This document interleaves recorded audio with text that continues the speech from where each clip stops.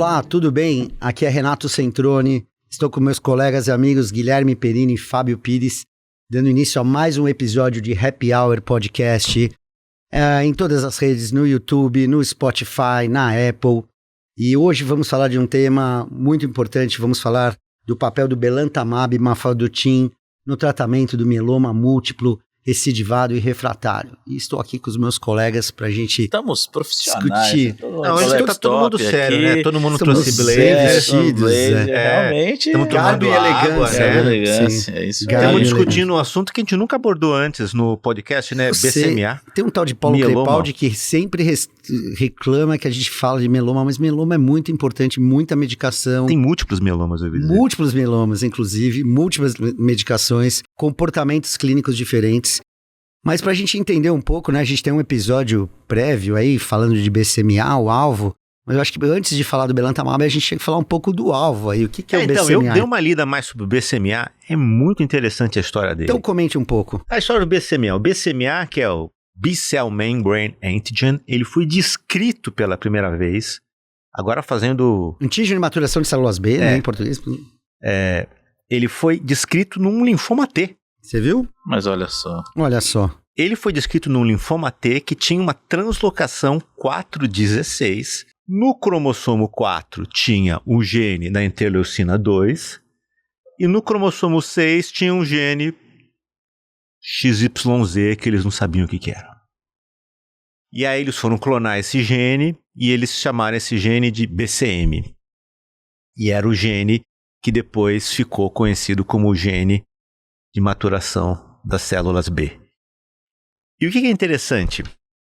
O BCMA, eu fiquei filosofando e aprendendo isso, preparando para o episódio. O BCMA ele é parte da família do TNF-alfa. Sim, isso comentamos. A família dos receptores da superfamília do TNF-alfa. Proteína transmembrana. Isso. E aí você pensar assim, qual que é a função dessas moléculas? As moléculas elas têm duas funções principais. Ou elas induzem a sobrevivência das células, que é no caso o que o BCMA faz com o plasmócito, ele liga um NF-κB e aí o plasmócito não morre mais. Lembrando que é uma célula que não é de grande taxa de proliferação, dado que ela já é madura, né? Ou ele induz morte celular, apoptose. Exato. E agora vocês vão dar risada.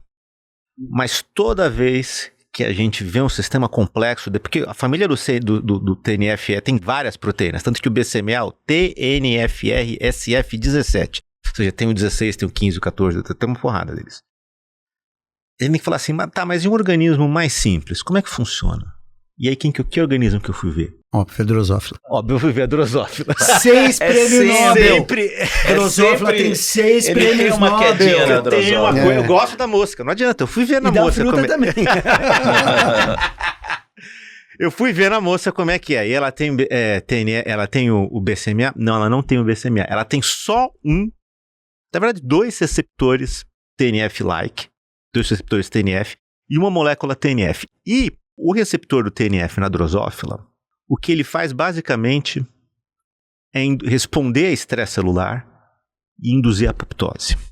Por que você tem um negócio que, de um lado, que no ser humano usa para proliferação e para morte celular, e é importante na sobrevivência dos plasmócitos. Fundamental.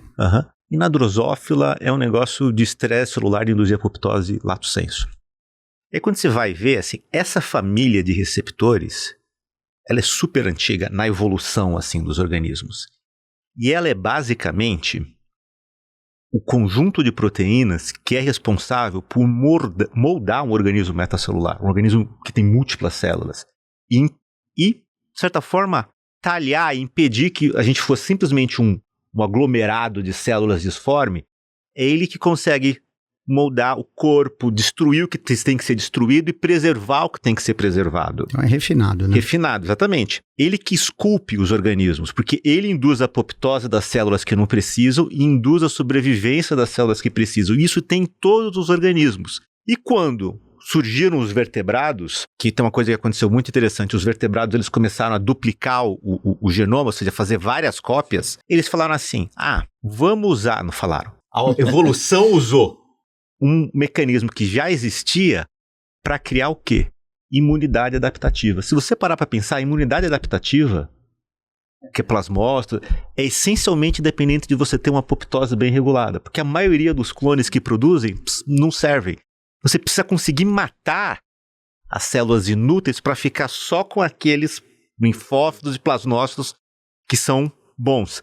Tanto é que a drosófila, e eu não sabia disso, não tem imunidade adaptativa. Ela não tem imunidade Sabe por quê? vacinar a Você drosófila. sabe quanto vive uma drosófila? 10 dias. Olha que modelo incrível, cara. 78% de genes homólogos aos humanos e ela vive 10 dias, ou seja, dá pra você fazer a experiência que você quiser, jogando antena pra baixo e antena a rata pra cima, antena pro lado. Mas posto isso, temos o BCMA então como uma proteína importante, transmembrana, família TNF em plasmócitos. Por que ela é importante então como alvo terapêutico? Imaginar então belantamab com um mecanismo de internalização de droga, Perino. O que você... Então, aí eu vou Você agora... como linfóide... Vamos sair das moscas e ir para as lesmas do mar. Lesmas do mar. Então, É um passeio pela biologia, não, né? mas é interessante. Eu falo assim, ó, a parte boa de fazer esse podcast é que a gente tem que estudar, a gente acaba aprendendo coisas que a gente não sabia. A gente aprende coisas legais, é verdade. Então, mais ou menos ali nos anos 60, um grupo da Universidade do Arizona, eles na verdade tinham vários grupos que faziam pesquisas em animais e plantas de substâncias que poderiam ter alguma utilização em medicina. E um grupo da Universidade do Arizona começou a estudar uma lesma do mar. Uma lesma. Chamada de Dolabella auriculata. Porque Dolabella auriculata. ela parece uma orelha, ela não tem...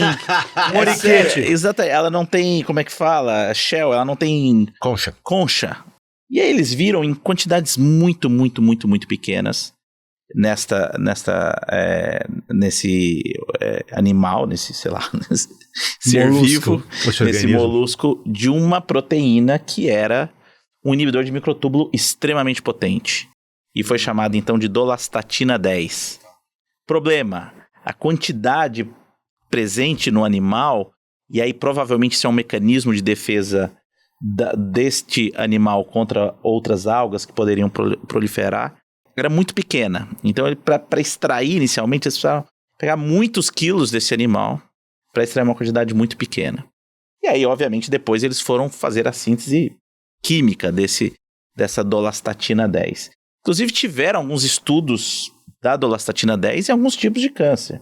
Então, você teve estudos... A própria dolastatina 10. Então, você teve próstata, você teve câncer de mama, ali mais ou menos nos anos 1985. Muito tóxico, muito pouco eficaz. Então, eles começaram a fazer manipulações químicas. E aí, da dolastatina surge uma família chamada que são as auristatinas, certo? Okay. E aí, a gente tem a auristatina A, B, C, D, E e F, certo? A E, a gente conhece já há bastante tempo, certo?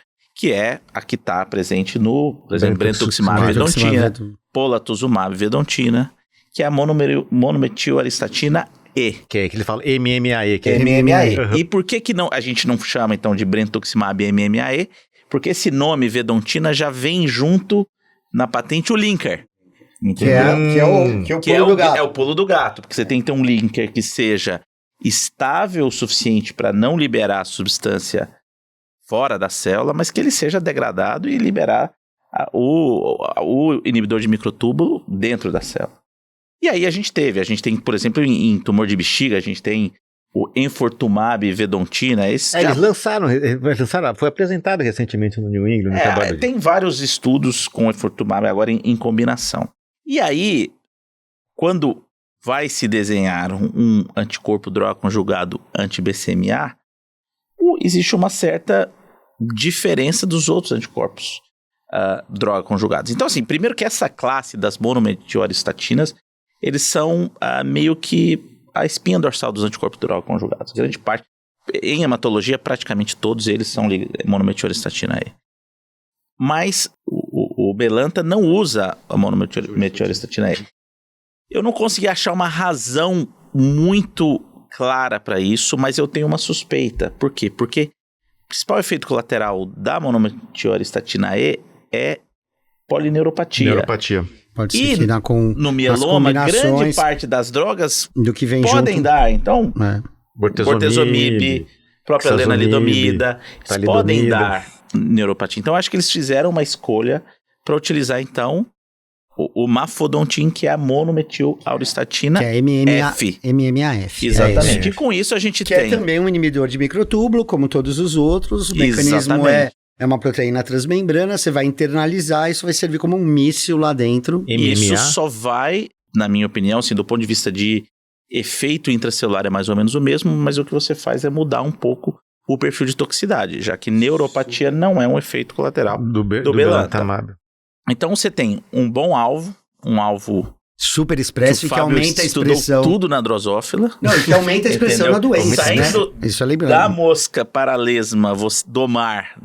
Não é qualquer lesma, é uma lesma do mar. Não, lesma do mar. Você tem... Uma como é que é? Dolabella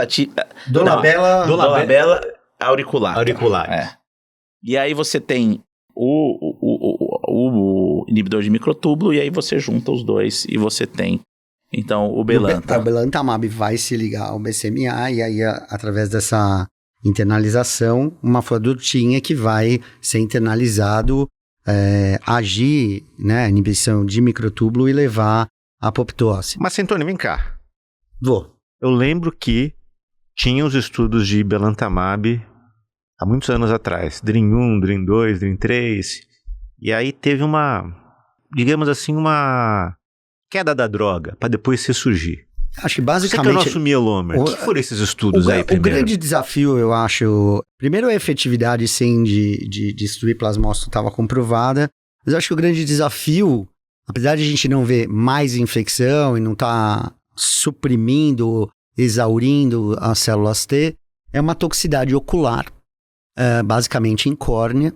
A córnea tem um epitélio e um estroma e uma parte endotelial, e é no epitélio que você pode ter, ele é extremamente vascularizado, e você pode ter microdepósitos que começam na periferia da córnea e que, óbvio, se continua a exposição, pode levar a uma ulceração de córnea e perda de visão. Mas peraí, a córnea tem BCMA então? Porque eu li que o BCMA é só no plasmócito. Então, o BCMA expressa somente em plasmócito e em linfócito B maduro. E aumenta a expressão de BCMA quando você tem aumento da proliferação, como a gente tem no mieloma múltiplo. A toxicidade não tem nada a ver com o alvo, e sim com uma peculiaridade do depósito, principalmente da mafodontina, em relação, aparentemente, à hipervascularização nessa região e num depósito. Ainda é meio controverso por que isso acontece somente com essa classe. A gente não vê esse efeito com outros anti-BCMAs e não tem... a pinocitose, que é isso que ele... Exatamente. O oftalmo consegue ver isso.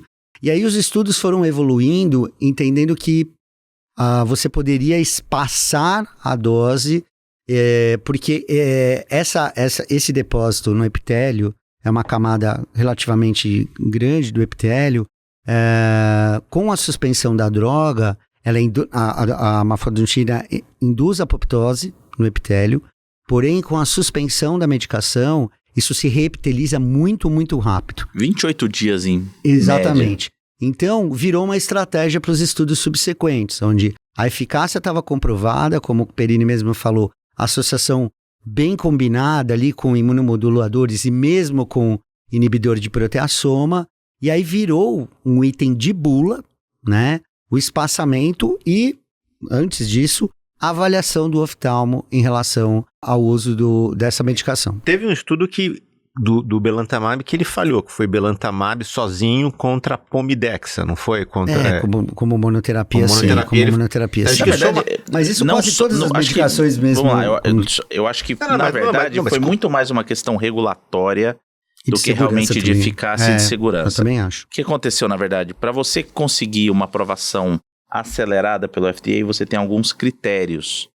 E aí o que aconteceu é que nos primeiros estudos, o belantamab acabou não atingindo esses critérios. E aí com isso ele acabou sendo retirado do mercado, mas não parou o desenvolvimento. Tanto é que isso foi o DREAM 3, E a gente vai falar do Dream 7, do Dream 8 quem e muito se lembra mais. do Sirius, por exemplo, que é daratumumab imunoterapia? Mas a questão toda que eu tô querendo falar assim, às vezes quando a gente pensa numa droga, que é assim, eu vou usar esse medicamento, uso ele sozinho, de repente ele pode não funcionar nada, você tem que usar ele combinado e mais precocemente, e aí você consegue otimizar a eficácia dele. Não só ficar assim, vou usar isso aqui. Acho que às vezes para os nossos colegas que podem estar ouvindo a gente, achar que não, o belantamab, ele brilha mesmo quando você usa ele em combinação e mais precocemente. E é isso, acho que é fato. Usar em segunda linha, terceira linha. Junto com o que o Centrone falou, com um melhor entendimento do manejo da toxicidade. O mecanismo de ação. Como eu estava falando, o MMAE da neuropatia, que a gente não vê no MMAF, mas a gente tem essa toxicidade ocular. E lembrar outra, a gente não tem uma toxicidade de infecção aumentada, porque lembrar que a gente tem vários anti-BCMAs. Então a gente vai ter CAR-T, a gente vai ter biespecíficos em terapia contínua, eventualmente combinações, e isso começa a mudar, acho que aí passando do Dream 2, 3, talvez já para o Dream 7 e Dream 8, imaginar que o fato de ter o mesmo alvo permite para um hematologista customizar. Cada vez mais a gente individualiza o tratamento do paciente com mieloma, porque depende, obviamente, do comportamento genético, clínico, score de geriátrico, se o paciente é fit ou não. E isso acaba, então, aumentando a possibilidade de a gente utilizar o alvo de uma maneira racional, né? Então, o Dream 7, por exemplo, é um estudo de fase 3, que avaliou, então, a associação de Belanta com bortezomib e Dexa, comparado, randomizado 1:1 com pacientes que tinham recebido Dara, bortezomib e Dexa. Então, para pacientes que não tinham recebido, então... Dara em primeira linha. Exatamente, né? Não podia ser refratário ou intolerante a daratumumab ou bortezomib. Ou seja, você poderia... não podia ter tomado nenhuma terapia anti-BCMA e tinha que ter pelo menos recebido uma linha de tratamento, mais do que uma linha de tratamento e com progressão documentada. Então, os pacientes recebiam 8 ciclos dessa associação e a partir do ciclo 9, a medicação era usada em monoterapia, num braço belantamab, no outro braço daratumumab, a cada 3 semanas, já com um escalonamento de dose. E aí com follow-up a cada 3 semanas e depois... Pode falar. Não, ou seja, o belantamab, ele é como aquele artista que não funciona bem em carreira solo. Ele precisa estar numa banda ele funciona bem afinada. É que nem um rituximab num difuso, não dá pra andar sozinho. Já dando um negócio da nossa sessão cultural ali. Sim. E aí, o endpoint para quase todos esses estudos de mieloma é sobre vida. O primário foi sobre vida livre de progressão. E depois, overall survival e outros endpoints, inclusive de qualidade de vida e de toxicidade. Foram quase 500 pacientes, 494 pacientes randomizados 1:1. As taxas de descontinuação do daratumumab foram maiores, 78%, sendo que a maior parte por progressão da doença, que foi 59% no braço do DVD, comparado com 24% só no braço de bortezomib... Não, ou seja, então teve mais belantamab e bortezomib Dex. Então, quer dizer, deixa eu entender, então. Então, para um paciente que está... Você me explica, então, Centrone. Para um paciente hoje, eu tenho vários pacientes que tomaram VRD, anos atrás, assim, tal, papapá, e estão agora só em segmento. Um cara desse se progride. O meu tratamento padrão para quando progredia com VRD era fazer alguma coisa com Dara, tipo Dara bortezomib Dex, ou Dara Carfil Dexa...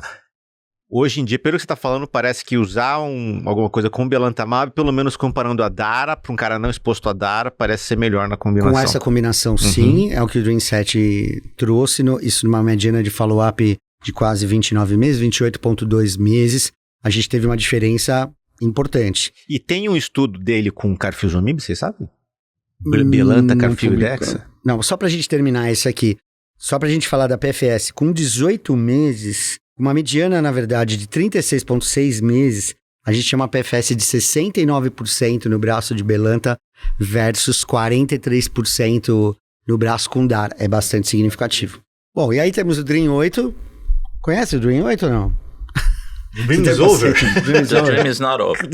Bortezomib Pomalidexa versus pomalidomida, bortezomib e dexa também. Então, na verdade, é um estudo de belanta versus pomalidomida? Exatamente, bortezomib e dexa. Ou seja, em combinação, né? Belanta, poma, dexa versus... Bortezomib e pomidex. Exatamente. VPD versus BPD. Por que lembrar isso? Porque muitos dos tratamentos de primeira linha, exatamente, contemplam a lena, e se você pegar aquele estudo Locomotion, né, tudo que botou calfilzomib, poma, é um estudo observacional retrospectivo, vendo todas as associações de pomalidomida, calfilzomib, bortezomib e dexa, e aí mostra que esses pacientes na segunda linha têm pouco a ser ofertado, entendeu? Então, quando falha a primeira linha com algum anti-CD38 ou com lenalidomida, o resultado da segunda linha vai muito ruim. Então, por isso que essa necessidade, talvez não atendida, da questão de precisamos melhorar a segunda linha, seja com CAR-T, seja com outra terapia anti-BCMA, como belantamab, ou eventualmente bispecífico. Cara, você falou um negócio de CAR-T.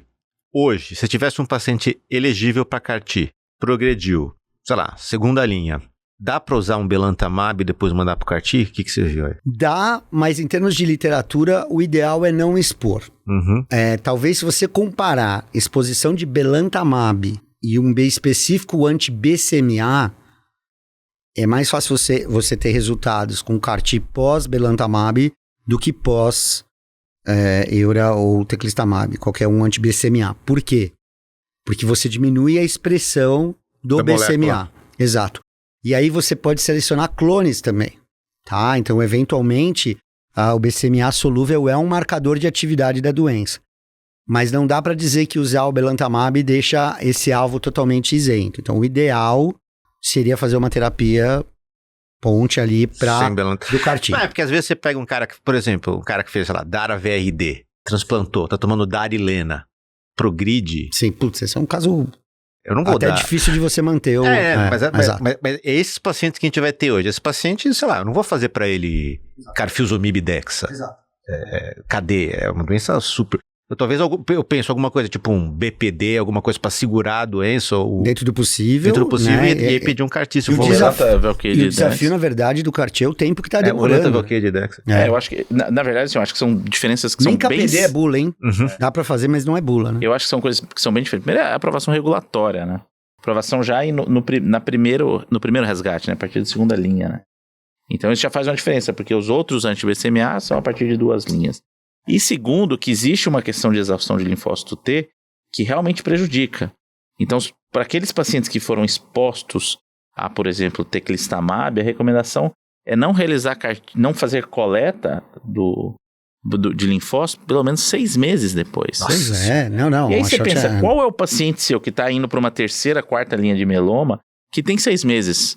É super difícil. Para esperar. Isso é muito incomum. Você tem que fazer uma shout de 8 semanas. Então, assim, é muita coisa. Então, dependendo, uma coisa é uma recaída bioquímica, outra coisa é uma doença ativa. Então, o fato de você ter a medicação aprovada, hoje para nós está fazendo muita diferença.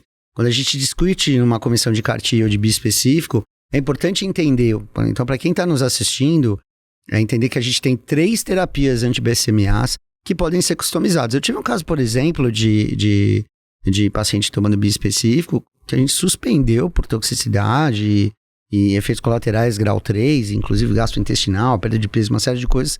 A gente fala, cara, precisou voltar a tratar, e a gente quis tratar um anti-BCMA e a gente não repetiu o bispecífico, entendeu? Então, o belantamab encaixou mais no protocolo, principalmente no background que eu considero em relação à infecção. Hoje, por exemplo, já tenho paciente em manutenção do Perseus com Dara, já fazendo IgG abaixo de 400. É indicação de repor imunoglobulina? Não. Vamos voltar na preceptoria? Não. Mas a gente já começa a ver que essa manutenção mais prolongada, quando esse paciente, esse mesmo que você citou, do Perseus, chegar numa segunda, muito possivelmente a infecção vai ser um dos grandes desafios. E infecção não costuma ser um problema com belanta. Não costuma. Então você não tem exaustão de linfócito T. A principal toxicidade é essa toxicidade ocular, que exige, então, primeiro, uma avaliação do oftalmo antes de fazer a aplicação. Cada dose. Exato. Por quê? Às vezes ele vai ter um déficit de acuidade visual por outra doença. Exatamente, basal. Glaucoma, tem uma presbiopia, enfim, tem uma miopia, enfim. E sabendo disso, ele consegue classificar o grau de comprometimento pela córnea, e ele vai dar uma classificação, grau 1, grau 2, grau 3, grau 4, e isso vai justificar liberar a medicação ou não, né? E o espaçamento da dose, isso que é interessante. Então, muitas vezes o paciente tem uma resposta clínica e você vai espaçar isso por 2 semanas, eventualmente 3 semanas. Tem casos no Brasil com espaçamento de 1 ano, né? Um paciente que voltou a apresentar sintomas, mas que continua em resposta. Bispecífico, a gente acaba vendo isso também. Mas é fundamental, antes de cada aplicação, a avaliação do oftalmo. E aí o oftalmo vai dizer o grau de toxicidade e se está liberado ou não. Ou seja, e aí usa-se o KVA, que existe até um aplicativo, mas tem essa graduação do que é o 20-20, 20-40, 20-200. Que o que é? O 20-20 é o normal, que você veria a 20 pés, uma distância de 20 pés. Que a mediana da população veria, o paciente também vê. O paciente pode ser um 20-40 já o diagnóstico, por uma outra doença ocular. Então o oftalmo tem que ser treinado, não pode ser qualquer oftalmo. Existe um programa para isso, né? Então a gente sempre tem que recomendar para um oftalmo que já foi treinado. Mas vamos supor que ele perdeu a acuidade transitória. Ele era um 20-20 e virou, sei lá, um 20-80. O que quer dizer um 20-80? O que a mediana da população veria a 80 pés, o indivíduo só consegue, tem que estar a 20. Num 20-200 é isso. Nós estamos vendo a 200 e ele só consegue ver a 20. 20-20 e aí, 80. Exatamente. Exatamente. Para quem já teve acesso às fotos, fica bem interessante para ver. Você deve ser assim desde que nasceu, obviamente. E aí, por determinação do oftalmo, tá às vezes suspenso, e aí ele vai ser reavaliado até a próxima aplicação. E isso que vocês perguntaram do início do DREAM, né, da sequência de trials, permitiu essa maturidade. Então, não há nenhum paciente que tenha perdido a visão desde que se siga isso corretamente. Ninguém ficou cego por causa de belantamento. Deixa eu dar uma interrupção aqui. Isso que você falou é muito importante, né? A gente vive hoje numa época em que, principalmente em rede social, as polêmicas podem ser muito mais artificiais do que verdadeiras. Eu lembro quando saíram os primeiros dados do Tamab, eu sou muito ativo no Twitter, adoro Twitter médico. Assim. Tinha um grupo, né, de que não são nem especialistas em mieloma, assim, de comentaristas profissionais. São influencers de Twitter. Que falavam assim, você que vai dar uma droga, que o cara vai ficar cego, blá, blá, blá, blá. E com outras drogas também, com Selinexor, com o próprio Shine, assim, uma reação muito exacerbada do tipo, essa toxicidade, blá, blá. Cara, a maturidade dos dados nos mostra que isso não era nada disso. E uma coisa importante que eu queria deixar claro, não basta o paciente falar assim, doutor, eu tô bem, acho que eu posso fazer a aplicação porque eu tô vendo tudo igual. Quem diz é o oftalmo. Quem diz é o oftalmo. Certo. Não, e você pega os estudos e você me corrige se eu estiver errado. Levar a descontinuação da droga é baixíssimo. É algo entre 5% e 10%. Esse 20-200 foram 2 pacientes em 150, dá quase 1% dos pacientes, é muito baixo. Mas você falou um negócio que eu acho que é super importante. É como, hoje em dia, as narrativas podem ser criadas, elas viralizam às vezes com rede social. Sim. E aí fica um negócio que, de repente, quase que o pessoal abandona um remédio que é super eficaz. Não, eu ia chamar a atenção de uma outra coisa. Quando a gente fala do DREAM 8, o braço controle é PVD. Então, o cara, em geral, de Dex. Ou uma bortezomib Dex. O cara já foi exposto a bortezomib. É óbvio que a gente não pode comparar populações. A gente sempre faz isso. Cara, o braço controlador teve 61% de resposta contra 79%.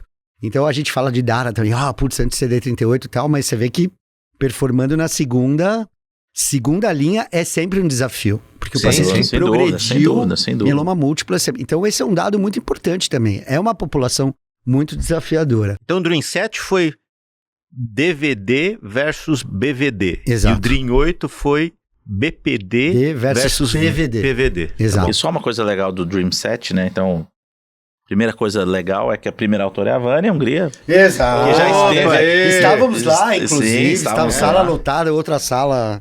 mas que já esteve aqui no... Nosso poder, inclusive, se vocês não viram, vejam o episódio dela. Acho que é uma das maiores audiências da... Eu acho que é a maior audiência. Pouquíssimas pessoas no Brasil que foram o primeiro autor de um estudo New England. É verdade. Então, realmente do Wanderson. Tem que tirar o chapéu. Mas a gente tem também no Brasil, né? outros 2 médicos brasileiros como autores, né? A gente tem Ana Carolina Ribas de Almeida, de Florianópolis, e o Marcelo Pitombeira, de Lacerda, que é de Santa Catarina, de Joinville.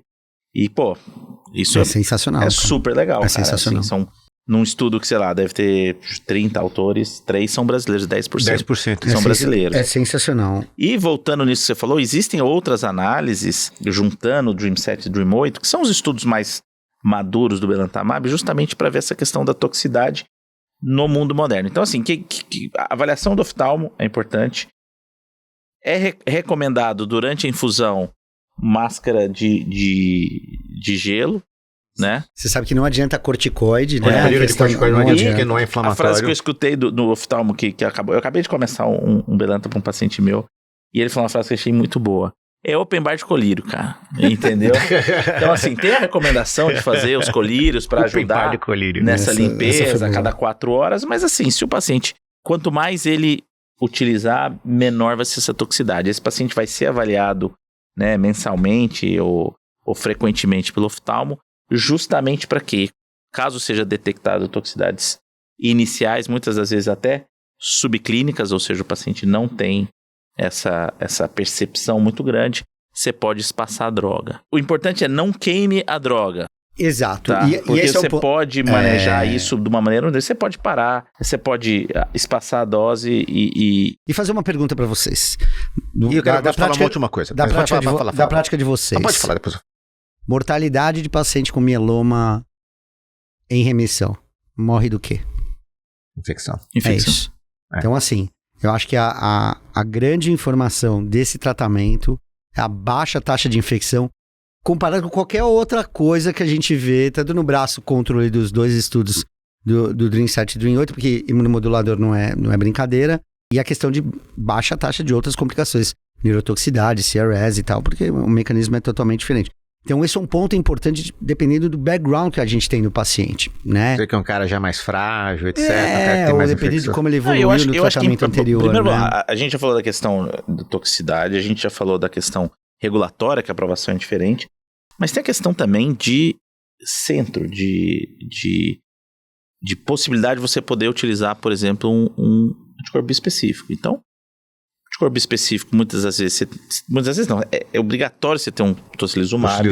Você tem que ter um centro que tenha experiência com CRS, com ICANS. Você tem que, às vezes, internar o paciente. Outra coisa de manejo. Isso, pensando assim no Brasil, né, cheio de Brasis dentro desse Brasil, cara, eu acho que muitas... E obviamente, a toxicidade do belanta, inclusive, eu acho que tem um programa de suporte. Sim, tem um programa de suporte. Então, você recebe o colírio, etc. E tal. E tem oftalmos treinados no Brasil inteiro. Então, muitas das vezes, para aquele paciente que não... Para aquele médico que está inseguro de fazer, né? Eu acho que é uma excelente possibilidade. Inclusive em linhas... A gente está falando muito do primeiro resgate, mas acho que em linhas subsequentes, com certeza. Não, tem uma série de pacientes que tomaram outras coisas em segunda. Inclusive para aquele paciente que você está pensando em fazer o CAR-T, por tudo isso que a gente já falou. E outra coisa de manejo, de 8% no DREAMM-7 a 18% no DREAMM-8 precisaram de imunoglobulina endovenosa. Isso é bem menos. É bem menos. De custo, é 100%. E acho que é interessante você pensar assim, é uma das poucas drogas que a gente está sendo estudado de maneira prospectiva, bem feita assim, você espaçar cada vez mais as doses. Isso é um dado muito legal, né, cara? Porque é um negócio que, assim, eu vejo muitos dos outros medicamentos, assim, passa uma vez por semana para cada 15 dias. Exato. E ponto. Fica aí o cara tomando a cada 15 dias. Tipo, inflexível. Só se você da sua cabeça assumir o risco de parar. Exatamente. Esse não dá para fazer mais espaçado a cada 6, a cada 8, manter a resposta, ter uma cinética diferente. A mediana de intervalo, depois do 7º, 8º ciclo, 9 meses mais ou menos, de 8 a 12 semanas, cara. Então, assim, você está controlando a doença, pro paciente é comodidade. A cada 3 meses o cara tem que tomar o remédio. Exatamente. É comodidade, é custo. Então, assim, eu não acho que esse protocolo tem que chegar, tá nas nossas mãos, E a gente fala, cara, todo mundo é CAR-T, porque assim, eu tenho visto a realidade, judicializa, demora 6 meses. Óbvio que a gente quer CAR-T precoce e tudo, mas eu acho que a gente não tem como desprezar nesses vários Brasis que você citou, você não desprezar um alvo como esse. E acho que 2 estudos com fase 3, o DVD eu diria que é um braço mais frágil, vamos dizer assim. Um Blu-ray, assim. Um Palmeiras Mirassol, mas já o Dream 8 já é uma coisa... É um braço São Paulo, de respeito. talvez, que é um time já mediano. Já não é mais um time... O cara falou do Mirassol ainda. Mirassol... Olha, Deixa eu fazer uma pergunta agora. Sobre o Mirassol? Não. Partindo do pressuposto que você utilizou Belanta em primeira linha, qual que é o impacto disso, por exemplo, num teclistamab? Pois é, assim, existe estudo, acho que a questão do CAR-T pós-exposição de anti-BCMA existe tanto pós-belantamab, pós-bispecífico. Em termos de eficácia, o que você mais tem que evitar é um bispecífico anti-BCMA. Então, o racional seria usar um anti-GPR C5D. Porém... Pra CAR-T, você tá falando? Pra CAR-T. E pensando no washout que você tem que fazer e pensando na exaustão de linfócitos T. Agora você tá num lugar que você fala assim, cara, eu não vou ter acesso a esse CAR-T. Eu quero usar uma terapêutica BCMA. Esse paciente, a questão de infecção, de reposição de imunoglobulina, eu acho que caberia usar. E aí, eventualmente, numa progressão, você ainda pode usar um outro alvo, né? Muitos dos pacientes não estão tendo acesso a CAR-T, vão fazer uso de bispecífico até progressão ou até intolerância. Então, eu acho que não seria um impeditivo. Agora, é óbvio, se o CAR-T tá na sua manga e você tem possibilidade de fazer um GPRC5D, ok. Vocês têm bastante experiência com tal que fora do clinical trial? Não. Cara, usei, acho que usei uma vez ou duas. É eficaz, mas já tive situações, é isso que o Fábio falou. Cara, eu vou parar, ver o que vai acontecer com o paciente, porque o BCMA é tão importante, e o GPR também, que às vezes a resposta é excelente, mas o paciente pede para parar. Toxicidade, eu tive um caso de toxicidade gastrointestinal com bispecífico, sim, uma diarreia incontrolável. Discuti o caso, parecia muito mais com CAR-T do que bispecífico. O paciente está suspenso até hoje, entendeu? O tratamento, e tá em resposta, e tá por minha conta e risco a suspensão. Aí voltou a ganhar peso, voltou a se alimentar. A gente fica vendo protocolos que cada vez mais estão colocando coisa. Então, antes era só um bispecífico, agora é bispecífico mais anti-D38. Aí vai ter 2 bispecíficos. O redirect, né? Então, é tal que tech. Aí eu fico imaginando, nossa, com um som. Porque você tem que tratar a doença e o doente, né? Você pegar no estudo de TecDara, a toxicidade grau 3 de infecção foi 54%. Pois é, cara, pois é. Mais da metade dos pacientes aquele paciente que precisa internar. Infecção você precisa grave. ter isso na cabeça quando você consegue internar o seu paciente imediatamente quando ele... eu acho que isso acho que impacta, eu acho que é isso. Né? E eu acho que é isso, assim, não seria proibitivo fazer um CAR-T, né? E veja, resposta inferior não quer dizer ausência de resposta, né? Eu acho que assim, eu acho que ainda está distante a questão do CAR-T da gente ter uma disponibilidade como, imagina, sem mieloma recidivo. E lembrar, né, se a gente pegar um Perseus, a gente tem 87% de PFS com transplante e manutenção por 2 anos com Darilena. Não é desprezível. Não, então, quando a gente fala de progressão, é que é óbvio, vários dos pacientes que a gente tem hoje no mercado tomaram outra coisa de primeira linha. A gente ainda tem paciente tem o paciente todo VCD. Exatamente. Tem que pôr dentro desse contexto. Mas aí o cara tomou VCD, né? Ou não foi exposto a Lena, ou tomou um VRD, como muitos serviços ainda usam VRD, principalmente para não elegível. Eu acho que a gente tem 2 opções bem legais. Só para resumir a nossa conversa aqui, o que tem que ser don't write off belantamab. É uma droga eficaz e usando em associação conhecida, com a conhecida, ou com bortezomib dexa, ou com pomidexa, e tendo o seu oftalmo de bolso para você ajudar bem treinado, é eficaz. Você tem que considerar essa em todos os níveis de mieloma múltiplo, recidivado, paciente elegível, não elegível, paciente frágil. E só para complementar essa perfeita colocação, o espaçamento faz parte do desenho do estudo e deixa o médico muito mais confortável, entendendo lá que depois de 9 meses o cara vai estar tomando a cada 2, 3 meses com comodidade. Porque isso é uma segurança. Você fala assim, pô, vou espaçar e se voltar a doença do cara. Então, mas como isso já foi desenhado, descrito agora, no como trial... comprovado que não sei o que, você fica mais tranquilo pra falar, não, vamos dar uma espaçada. Então quer dizer que uma coisa que não, pode voltar terminar, melhor... rapidão, essa história não acaba, né? O Brasil participou, inclusive, como centro recrutador. Vários participaram do Dream 10, que aí... The dream is not over. The dream is not over. The dreams are not over. Bela piadinha. Que foi justamente BRD versus DRD para não elegíveis. Aí a coisa... Primeira linha, né? Aí a coisa começa a ficar mais séria. Que hoje um dos... Sim, isso é verdade. Acho que vale a pena... Naralenadexia é talvez um protocolo. Um dos grandes protocolos. Porque mieloma, né, cara? Você pode... fazer tudo, mas assim, um dos grandes standard of care para o não elegível é DRD, né? Sem dúvida. E agora você vai ter uma comparação direta Belan-TRD versus DRD. Será que teremos uma sessão plenária no ASH daqui a... Será? Não sei. O estudo estava recrutando até pouco tempo atrás, se não me engano. Acho que agora não está mais recrutando. Acho que já encerrou o recrutamento, pelo menos no Brasil. O problema, cara, é que assim, também os estudos em mielomas... o problema não, né? Isso é excelente, inclusive. Mas assim, antigamente um estudo de mieloma ali em 2 anos, 3 anos. Pois é. Hoje você começa a ter 6, 7, 8 anos de... A gente comentou no outro episódio, né? Tudo que a gente está analisando agora de alto risco citogenético caiu por terra porque a classificação tem 1 ano, né? Sim, então, mudou. Assim, ou seja, o que era alto risco há 2, 3 anos atrás já não é mais. Mas é isso, eu acho que assim... Acho que é interessante a gente contar essa história de uma droga que veio, parecia uma grande promessa, caiu e teve um comeback, voltou a seu espaço e tá agora brilhando. Fabícios, CAR-T da primeira leva morreram todos os pacientes, cara. Então. Às vezes precisa ter um amadurecimento. Eu te pergunto mais, você conhece alguma banda de rock que teve essa história? Eu conheço. Aqui é pra mostrar, não só na parte técnica, na parte cultural, de que você pode espaçar e voltar com a mesma qualidade. É isso aí. Você pode passar bastante tempo. Até bastante tempo, quiçá. Ou seja, mesmo que tenha um efeito tóxico das drogas, exato, dá pra você voltar depois de um tempo. E efeito tóxico em rock and roll, às vezes é tóxico mesmo. É tóxico de verdade. Acho que a banda que você escolheu é mais tóxica que a minha. Muito mais minha. Fala primeiro da sua. Será que temos tela aqui?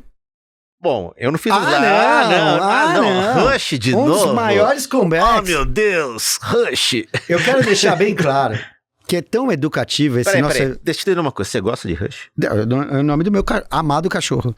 Rush, um Golden. Olha, o que é importante aqui? Teve algum episódio nosso que ele não falou que ele gostava de Rush? Se ele não falou, ele tava com a camiseta. Exatamente. Rush é a maior banda do mundo, é fato, tem filmes sobre isso. E é a primeira vez, é tão educativo que Perini vai no show e comprou ingresso antes da gente. Em janeiro de 2027. Exato. Você vai no show do Rush também? Lógico. Eu também vou no show do Rush. Vamos fazer um episódio. Vamos fazer um episódio Happy Hour Rush em janeiro de 27. Esquenta Rush. O próximo slide, por favor. Essa é a primeira formação do Rush. Alex Lifeson, John Rutsey e Geddy Lee. Quem deu o nome Rush foi o irmão do John Rutsey. John Rutsey é aquele problema. Por que chamava Rush? Rush. Ficou... Talk about things. Não, mas isso é Deep Purple. Mas é Rush com H. A banda é formada em época de colégio e o John Rutsey era baterista. Ele tinha várias alegações. Tinha um diabetes tipo 1, parece que não ia aguentar o ritmo de noitadas. O Rush abriu quase 2 anos pro Kiss, né? Eles eram muito amigos, inclusive. Bastante noitada, inclusive. Só que, na verdade, quando você olha Geddy Lee e Alex com 2 double necks aqui de baixo e guitarra, o nível de bateria era gritante. Falar, acho que precisamos de um novo baterista. Então, ele grava o primeiro disco até 74, o próximo. E aí o Rush finalmente entra The Professor. Passei na cidade que ele nasceu, St. Catharines, perto de Toronto. Neil Peart, conhecido como The Professor. The Professor. Um animal. E aí, uma banda prolífica aí de 1975 a 97. O próximo, por favor. Aqui a gente vê o Professor com o seu pequeno. É a minha bateria junto com a sua, quando não sei o quê. É impressionante. Mas ele sabia operar como ninguém a bateria.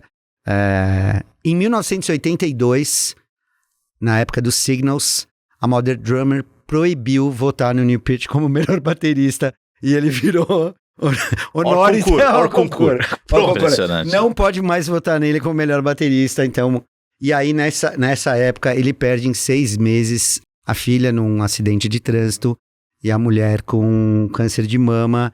E aí a banda dá uma parada. E aí dá um próximo, por favor. E aí eles fazem um hiato. E quando eles voltam ali, em 2002, essa parada aí de mais ou menos 5 anos, eles vêm pro Brasil pela primeira vez. A Ana estava grávida da Nath. Alguém foi nesse show?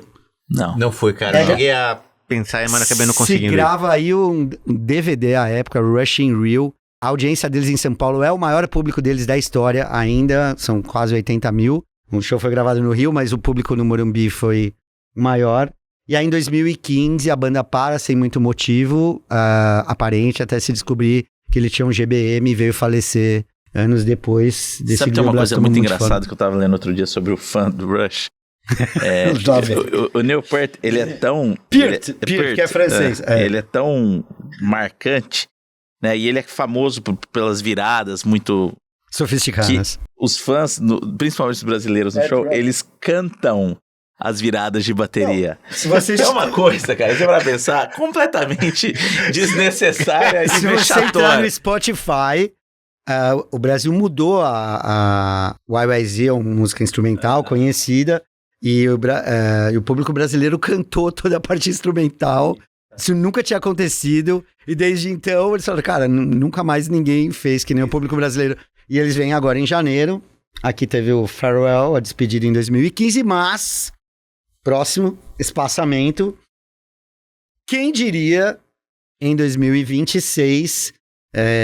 janeiro, eles anunciam o que ninguém esperava, consultaram a família, a viúva, os filhos, e entra uma baterista alemã chamada Annika Niles, que é uma baterista que tem muitos vídeos na internet. Sim, ela não é de nenhuma banda. Eu sigo ela no Instagram, é bem boa. Eles vão começar a turnê agora na metade do ano e vão contemplar o Brasil, então a gente vai estar em janeiro, acho que dia 24. Estão ensaiando aí 40 músicas. A história é que eles são melhores amigos, né? Desde o colégio. Eles são amigos desde os 11 anos. E aí a banda tinha acabado, porque tinha mais baterista. Só que eles iam se visitar um ao outro. Eram vizinhos, todo dia um na casa do outro. E aí descia lá, começava a tocar. Falava, cara, a gente vai voltar. Voltar e voltaram, cara. E o que o Paul McCartney tem a ver com isso? Bom, o deus da música provavelmente inspirou ele. Quando o Taylor Hawkins falece, né? Do Foo Fighters, eles fazem uma série de shows e chamam... Ele adorava o Rush e chamaram o Alex e o Geddy pra tocarem. E aí o Paul McCartney assiste o Rush tocando com vários bateristas, né? Chad Smith, o Dave Grohl tocou. E aí o Paul McCartney falou: poxa, eu conhecia de nome, nunca tinha ouvido, vocês são muito bons, vocês estão excursionando. Falei, não, nosso baterista faleceu e tal. Não, vocês têm que fazer o que o Ringo fala, né? O Ringo tá com 80 anos. A gente nasceu pra fazer isso. E aí eles falaram que isso ficou na cabeça. Eles falaram, o cara tá com 80 e poucos anos excursionando. E aí eles retomaram a música. E a primeira coisa que eles chegaram e falaram o seguinte: puta, por que a gente fez um monte de música difícil pra cacete? Porque agora os caras têm 72, 73 anos. O show tinha 3 horas e agora os caras têm que tocar. Então os caras estão ensaiando há 6 meses pra tirar todas as músicas de novo. E eu vou te falar, essa menina vai trabalhar, viu, cara? Porque olha... Não, assumir Então mostrar que espaçamento não quer dizer fim, muito pelo contrário, muito pode pelo voltar. Contrário. E ela é só uma pérola. Você sabe que o Rush... A última foto só, por favor, que é a principal. Oh my God! Eu em Toronto, na frente aqui deste prédio público do álbum Moving Pictures, que acho que é o mais famoso. Você sabe que o Rush ele tem um comercial das lojas americanas. Outro dia viralizou na internet. Você sabe a história que quando eles descobriram que era do MacGyver, quando eles vieram no Brasil, que acho que é uma introdução totalmente diferente. Não sabe, Tom Sawyer, que é uma música famosa deles. Que é a música mais famosa deles. Foi a abertura do MacGyver aqui no Brasil. Profissão Perigo. O cara pegava um óculos e criava uma bomba atômica. Agora, peraí, esses chicletes, esses clipes, eu vou fazer um míssil teleguiado. Eu achei que era um museu, não é um museu, é um prédio... público, sem grande importância, numa praça totalmente distante. E de lá nós fomos pra cervejaria do Rush. Agora conta uma coisa, tinha uma fila pra tirar essa foto. Tinha uns 15 tinha uma galera. A gente trocou uma ideia. É, só fã que vai mesmo, mas confesso que uma lágrima de um olho eu acho que caiu. Obrigado. Essa é a parte Rush. E agora? Eu posso seguir. Eu posso falar da segunda história de comeback. A gente não tem slides. Se quiser tirar minha foto pra não contaminar a audiência. É a história do Aerosmith, que uma banda de rock vem de... Que cidade veio Aerosmith, você sabe? Você vai deve saber. Eu acho que talvez eu acerte, hein? Está no leste ou no oeste? Acho que é Sacramento, alguma coisa assim. Não, eles vieram de Boston. Boston. Eles começaram quando no começo da década de 70, o Steven Tyler e o... Steve Talarico era o nome original dele. Se juntam o Joey Perry, formam essa banda, e aí logo eles já montam a formação clássica deles. Steve Tyler, Joey Perry, Brad Whitford na guitarra de ritmo, Tom Hamilton no baixo, e Joey Kramer. E aí os caras começam lançando aquela música deles que é uma fusão de hard rock, blues. Lançou primeiro Aerosmith, o álbum que tem Dream On, que é uma música talvez uma das mais famosas deles. Toys in the Attic. Get Your Rings, Toys in the Attic, tem Walk This Way, Sweet Emotion. E aí eles lançam Rocks, que é um álbum fenomenal deles. Se vocês não ouviram, fica a sugestão. Inclusive, vários caras do rock já... O Slash falou que... O Slash tem uma história que ele conta que ele descobriu a música quando ele... Tinha uma mina que ele queria pegar e aí ele acabou indo pro... Pega. Ele queria casar com ela, namorar com ela. E aí ele foi até a casa dela e aí ela foi mostrar um álbum pra ele e ela mostrou o Rocks e falou que eu esqueci da menina e eu fiquei ouvindo o álbum o tempo todo. Boa. Então o Rocks só que aí o Rocks foi direto talvez o ápice deles, como metade da década de 70. Só que aí eles começaram a perder toxicidade. Efeito colateral. Não, toxicidade quase irreversível, Efeito colateral grau 3, grau 4. Tanto que o apelido deles, que tinha o Mick Jagger e o Kate Richards, era conhecido como The Glimmer Twins. O Steve Perry e o Steve Tyler e o Joey Perry eram The Toxic Twins. Tanto que os caras usavam droga. Tanto que aí eles lançaram Draw the Line, que foi logo depois do Rocks, que foi muito bom também, mas ainda já começam a cair um pouco de qualidade. E aí no final na década de 70, o último álbum, acho que era Night, não lembro o nome agora, preciso pegar. E aí a banda meio que se desfaz.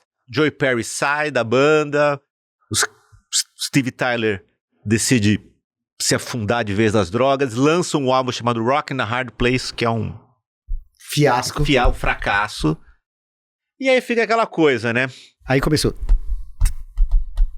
O que aconteceu? Metade da década de 80. Steve Tyler chega um dia na casa dele, tá um monte de gente, amigos, família, chegam pro cara e falam assim: acabou a palhaçada, negão, você vai pra reabilitação. E aí pegam o cara e levam ele meio que à força quase pra reabilitação. E aí ele sai razoavelmente sóbrio e aí volta a banda. Eles lançam o primeiro álbum, Done with Mirrors, que ninguém lembra. Os caras é banda velha, década de 70, já foi. E outra cena. E aí, quem que entra em cena? Run DMC. Rap no auge. Rap no auge. Os caras aí eles gravam um videoclipe. Com o Steven Tyler pesando 42 quilos. Exato. Que eles fazem um remix de Walk This Way, que acho que é, pra mim, não sei, pra mim é a melhor música do Aerosmith. Ou talvez uma das 3 melhores. Mas é a música que eu mais gosto. É boa, acho que é a mais conhecida, talvez. Qual que é a melhor música do Aerosmith, na sua opinião? Eu gosto muito de Toys in the Attic, mesmo a música. Dream On, gosto demais. E tem do Get a Grip, tem. Living on the Edge. Living on the Edge é muito boa. James Garagano, eu acho muito boa, cara. James Garagano. Eat the Rich. Eat the Rich. Mas aí, o Aerosmith, com esse negócio do videoclipe do Walk This Way com o Run DMC, pega a MTV decolando, né? Assim. E aí eles lançam um outro álbum, Permanent Vacation, e é exatamente isso, cara. Eles entenderam e falaram assim: agora é a hora da gente fazer videoclipe. Então, Permanent Vacation tem um monte de videoclipe, Ragdoll, vem Pump, que aí depois vem com... E aparece a filha dele, né? Exatamente. A filha dele. Aí depois com Crazy. E aí os caras explodem, voltam. E um monte de balada também. Vimos junto, hein? Vimos junto em São Paulo. E um monte de balada também. Pararam agora, né? Pararam agora, parece que o Steve Tyler, garganta dele já não aguenta mais. Mas o Aerosmith foi uma das bandas que me fez ouvir rock. Comecei a ouvir Aerosmith 1993, quando tava nesse ápice, assim, dessas coisas da MTV, 94. Então você já pegou no recomeço já, Já peguei eles no recomeço. E vendo? Eu lembro que foi muito interessante que eu lembro que eu conhecia eles do MTV, do disco Get a Grip, e aí eu fui um dia sei lá, devia ter, 13, 14 anos, fui um dia numa loja de CDs, aí deixa eu ver o que tem Aerosmith, eu ver tipo, um álbum, outro álbum, quantos álbuns esses caras têm? Aí eu começo a ver, aí eu puxo um ali, olho, 1973, esses caras existem desde essa época. E aí você vai descobrindo a história dos caras e aí entende. E eu sou feliz, esse foi o primeiro show de rock que eu vi na minha vida, foi o show do Aerosmith com meu pai, Hollywood Rock, em 94. Que legal. Que legal. Essa é uma boa história. E aí eu vi depois com a esposa, vi com o Perini, vim dos Estados Unidos. O Perini foi, gostou, ficou assim, toca Sandy, toca Sandy. Toca Sandy. E aí depois do Aerosmith a gente vai terminar esse episódio falando de... Então. Ai, meu Deus do céu. De Eagles. Por que não? Não, também. Mas Eagles tem uma história engraçada. Não tem um episódio sem linfócito BOT e que não tem a Eagles. Eagles é um fenômeno mais americano, né? Uma banda bem americana, mas um dos álbuns dele foi o álbum que mais vendeu no século passado. Então, é uma banda que fazia muito sucesso. Então, qual que era? Aquele Greatest Hits? O Greatest Hits, exatamente. Então, ele é muito conhecido no Brasil pelo Hotel California, né? Que tem uma música... O Fábio às vezes fala que é uma banda de uma música só, mas não sei se... Não, eu nunca falei isso. A ignorância tem esse peso. De qualquer maneira... É uma onda de duas. Mas de qualquer maneira... Ups, eles estavam no auge da carreira. E aí uma parte da banda começou a se envolver com questões políticas e aí acabou... Eles brigaram em palco. O show é gravado e dá pra ver um ameaçando o outro. Quem que é o chatonildo lá? É o baterista ou é o Glenn Frey o mais chato? Vamos lá. A banda é principalmente, né? A espinha dorsal é o baterista, que é vocalista também. Que é o Don Henley. Que é famoso por ser um cara mais chatão. E tinha um outro vocalista que também compunha, que era o Glenn Frey, que acabou morrendo, né? Acho que ele morreu de Vexas, cara. Você sabe de que música que esse cara gravou solo? Here is on. É da carreira solo dele. É. Aí o que aconteceu? Eles estavam no auge e aí o Glenn Frey briga com o guitarrista, né? E dá pra ver no show um ameaçando o outro, saindo aqui. Que era o outro Dom, né? Dom não sei das quantas, né? Que é o cara que na verdade compôs o Hotel California. Exatamente, o Don Felder, exatamente. E aí, depois desse show, a banda acaba, sem nunca mais se falar. Que ano isso? 1980. 1980 eles saem desse show, cada um vai pro seu canto, nunca mais se falam. 14 anos depois, vários cantores porque o Eagles tem um som meio, né, que eles chamam de Southern Rock, que lembra um pouco o country, né? Então vários cantores de country fizeram regravações dessas músicas. E aí um dos caras, que eu não lembro o nome agora, conseguiu convencer todos eles a se juntarem para gravar um clipe. O clipe são eles jogando sinuca, etc. É verdade, isso aí. Primeira vez que eles se falaram em 14 anos, foi em 1994.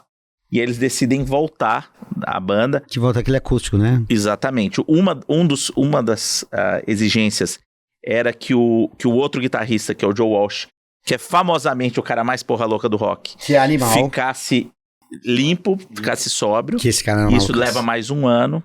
E muito engraçado que numa das entrevistas que fizeram com o Glenn Frey, perguntaram pra ele o que precisa pro Eagles voltar. Ele falou, ele precisa que o inferno congele. Então o disco de volta deles, que é o acústico, chama Hell Freezes Over. Então é a volta do Eagles. E só uma dica, Joe Walsh, procura Joe's Gang. Era a banda dele. Não, é muito bom. Muito bom. E é muito interessante que eles voltam, fazem vários shows, esse disco explode. O Glenn Frey acaba... Durante esse hiato, tanto o Don Henley quanto o Glenn Frey mantiveram carreiras solos. O Glenn Frey, cara, vocês lembram de Jerry Maguire? Lembro, filme Tom Cruise. Aquele cara que é o cara que sacaneia o Jerry Maguire, que é o outro... É o Glenn Frey, cara. O Glenn Frey teve carreira de ator também. Nossa, não sabia. Então. Eles falaram que ligaram e falaram assim, precisa de alguém pra dar um esporro no Tom Cruise. Ele falou, eu acho que eu dou conta de fazer isso. Ele era sabidamente um cara famoso por ser meio também brigão. E aí eles voltam, a banda... O Glenn Frey morre, depois de complicações de um quadro reumatológico, etc e tal, uma Vexas. E aí, pra voltar a banda, o Don Felder sai por briga, eles trazem um outro cara do country, que é o Vince Gill, Mas uma das exigências foi que o filho do Glenn Frey, que é o Deacon Frey, fizesse parte da banda. Então a banda volta com o filho do cara. Eu tive a oportunidade de ver 3 shows deles. Eu vi um em Londres, um em Miami e agora vi na Esfera, cara, em Las Vegas. Nossa, deve ser um negócio fenomenal. Eles foram, como é que falam? Residentes lá por 2 anos. Né? 2 anos eles fizeram shows todas as semanas. Cara, sensacional. Mas é mais uma banda que provavelmente tá acabando aí, né? Então, eles já estão batendo 80 anos. Esses caras estão sem idade. Eles ainda mantêm, ao contrário, né, do Aerosmith, a qualidade vocal deles é impressionante. Eles são poucas bandas que todos os integrantes têm músicas gravadas cantando, né? Eles têm todos. E tinha uma briga entre eles, né? O baterista o baterista cantava melhor que o outro, né? Na verdade... E depois meio que liderou o vocal, verdade, né? Foi só no começo que o Glenn Frey canta mais, Não, o Glenn né? Frey canta até o final, mas assim, o que eles veem, na verdade, é que a voz do Don Henley é mais marcante, né? Então tem uma eles voz mais aguda, automaticamente deixaram todas pra ele cantar. E uma dos motivos da briga com o Don Felder é que o Don Felder compôs uma música chamada Victim of Love, ele queria cantar, ele cantou. Aí falaram, então tá bom, agora vai almoçar. Aí regravaram com Don Henley porque a voz do cara era melhor. Então assim... entendi. Então, enfim, é outra banda... 14 anos de ato, vai. É impressionante. E voltaram muito bem. Bandas velhas, mas banda boa. Ou seja, dá pra parar e voltar em qualidade, é isso? Dá pra ter o comeback da droga, dá pra ter intervalo. Dá pra ter toxicidade e manter a resposta. Entendi. Toxicidade. Se você tiver um acompanhamento bom, souber controlar direito os efeitos colaterais e tal. Mas se você olhar direito, 2020, você vai ver que o Rush é melhor que Eagles. Mas não tenho dúvida, são bandas completamente diferentes. E com isso terminamos mais um episódio. Meu Deus, eu estou vendo você aqui de novo, que bom. Continue acompanhando a gente nas redes sociais. E quero mandar um abraço para aquele amigo nosso que escreveu um e-mail elogiando ali o negócio, Paulo Crepaldi, um abraço para você. Paulo Crepaldi, aquele grande abraço, a gente se fala. Até mais, tchau. Tchau.